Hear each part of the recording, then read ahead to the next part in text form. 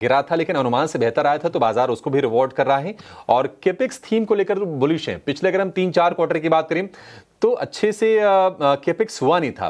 Government का भी capex थोड़ा रुका हुआ था, प्राइवेट कैपेक्स भी नहीं आ रहा था। अब शायद वो पिकअप करे, तो इस उम्मीद में कैपिटल गुड्स वाले शेयर चल रहे हैं। क्या व्यू होगा आपका? कमिंस को लेकर भी व्यू दीजिए और दीपक नाइट्राइट पर भी व्यू दीजिए। कितनी तेजी आप देख रहे हैं दोनों शेयरों में? बिल्कुल, तो अगर कमिंस की बात करें तो काफ़ी अच्छा टेक्निकल फॉर्मेशन इसमें बना है और हम भी इसमें फंडामेंटली भी बुलिश है। हमें लगता है कि फंडामेंटली स्टॉक ₹3,700 के फेयर वैल्यू तक जा सकता है आने वाले 12 महीने में। लेकिन अगर वेरी शॉर्ट टर्म व्यू के साथ अगर हम देखें तो हमें लगता है कि इसमें आज 5% की तेज़ी हुई है।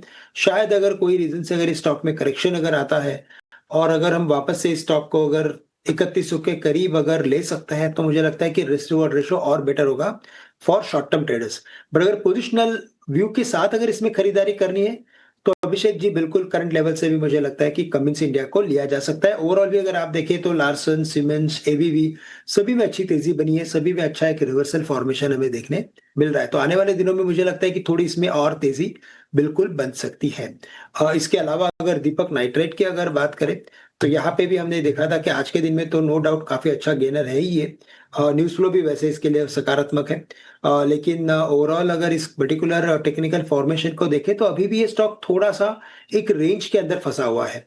इसकी जो इम्पोर्टेंट रेंज है वो है ₹2200 की, और अगर ये ₹2200 के ऊपर अगर ये सस्टेन करने की कोशिश करता है या तो शुरुआत करता है, तो फिर नेक्स्ट लेवल्स हमें नज़र आते हैं ₹2500 के। तो for the time being with a very short term view Deepak nitrite में पोज़ीशंस बनाना थोड़ा मुझे लगता है कि थोड़ा-सा रिस्की हो सकता है। बट अगर यहाँ से पोज़िशनल व्यू लेना है, तो करंट लेवल्स भी मुझे लगता है कि इसमें हम पोज़ीशंस लेके चल सकते हैं। नाइट्राइट अच्छी तेजी है, 2100। फिर कहां आपके हिसाब से मौके बन रहे हैं? तो देखिए यहाँ पे जो एक्टिविटी नज़र आ रही है वो सबसे बड़ी जो एक्टिविटी है मार्केट की, अ, वो 2 सेक्टर में बटी हुई है। एक तो है पीएसयू स्टॉक्स में, उसमें पीएसयू बैंक्स भी आ रहे हैं और बाकी कुछ पीएसयू एंटरप्राइजेस भी आ रहे हैं। साथ ही साथ अगर हम दूसरा कोई सेक्टर देखते हैं तो वहाँ पे मेटल्स का सेक्टर है। और स्पेसिफिकली अगर पीएसयूज़ की अगर बात करें तो वहाँ पे मुझे लगता है कि हिंदुस्तान ज़िंक ये एक स्टॉक ऐसा है कि जिसमें एक बड़ा कंसोलिडेशन हो रहा है और उस कंसोलिडेशन के बाहर आने की ये कोशिश कर रहा है।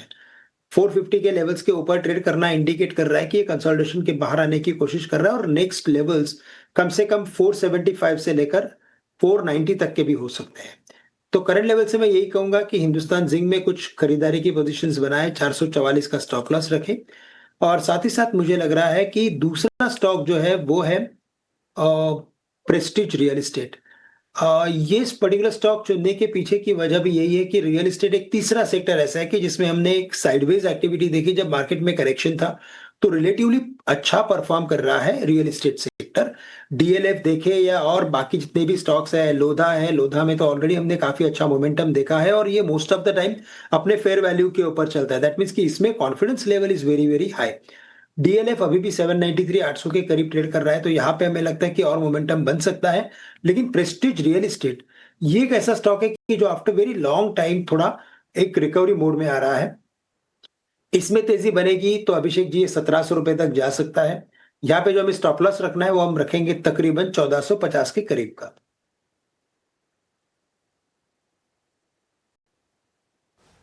ठीक है। डीएलएफ